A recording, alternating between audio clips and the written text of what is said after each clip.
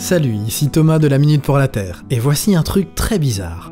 Lorsqu'à des endroits bien précis en Australie et en Russie, on trouve la même concentration dans l'air d'un certain atome, on sait qu'il va commencer à pleuvoir à un endroit bien précis en Inde, 52 jours plus tard.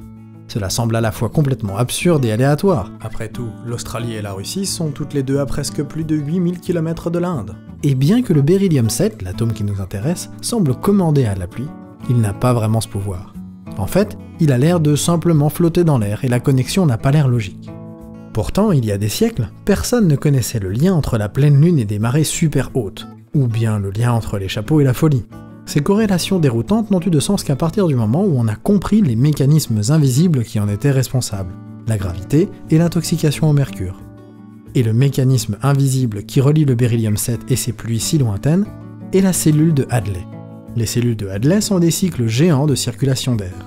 L'air chaud de l'équateur monte tout droit sur 15 km, puis il se sépare et se déplace vers les pôles au nord et au sud, avant de se refroidir et de percuter l'air qui arrive dans l'autre sens. Puis il retombe vers la Terre et revient vers l'équateur.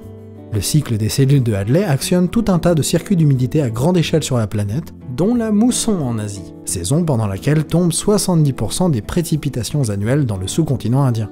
Et les cellules de Hadley embarquent aussi des atomes au hasard, dont le beryllium-7 qui ne fait rien de particulier mais qui se forme à un endroit particulier, 15 km au-dessus de la Terre. À cet endroit, les rayons cosmiques percutent les atomes d'azote et d'oxygène pour former les atomes de beryllium-7. Le beryllium embarque ensuite à bord du Hadley Express direction la surface de la Terre. Au cours de l'année, le Soleil se déplace et les cellules de Hadley aussi. Cela signifie que pendant les mois plus chauds de l'hémisphère nord, il y a en général une concentration plus élevée de beryllium-7 dans l'air de Dubna, alors que pendant les mois plus chauds de l'hémisphère sud, il y a en général une concentration plus élevée de beryllium-7 dans l'air de Melbourne.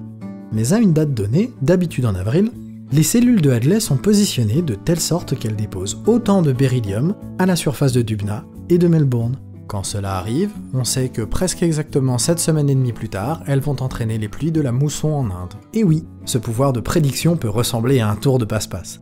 Mais de la même manière que nous avons su utiliser notre compréhension de la force gravitationnelle pour prédire la montée et la descente des océans, et utiliser notre compréhension de la toxicité du mercure pour fabriquer des chapeaux et tout un tas d'autres choses bien plus sûres, nous pouvons aussi mettre à profit notre compréhension des cellules de Hadley. En étant capable d'utiliser la connaissance des mouvements des cellules de Hadley pour prédire avec précision le début de la saison des pluies, les fermiers du sous-continent indien, et ils sont très nombreux là-bas, peuvent à présent savoir précisément quand planter leur culture pour faire pousser autant de nourriture que possible. Et ce faisant, ils peuvent nourrir presque un milliard de personnes. Nous sommes capables de mesurer les taux de beryllium-7 dans l'air partout dans le monde grâce au CTBTO, ou Organisation du traité d'interdiction complète des essais nucléaires. Pour surveiller d'éventuels essais nucléaires illégaux, ils ont mis en place un réseau de capteurs autour du monde qui détectent tout un tas d'atomes radioactifs, y compris les atomes radioactifs naturels tels que le beryllium-7. Ce travail a été mandaté par plus de 180 nations et les données collectées partout dans le monde sont accessibles pour les chercheurs, qui peuvent ainsi élargir notre compréhension du fonctionnement de la planète. Si vous êtes intéressé, n'hésitez pas à contacter ctbto.org. Merci à CTBTO d'avoir sponsorisé cette vidéo et d'aider à protéger le monde des armes nucléaires.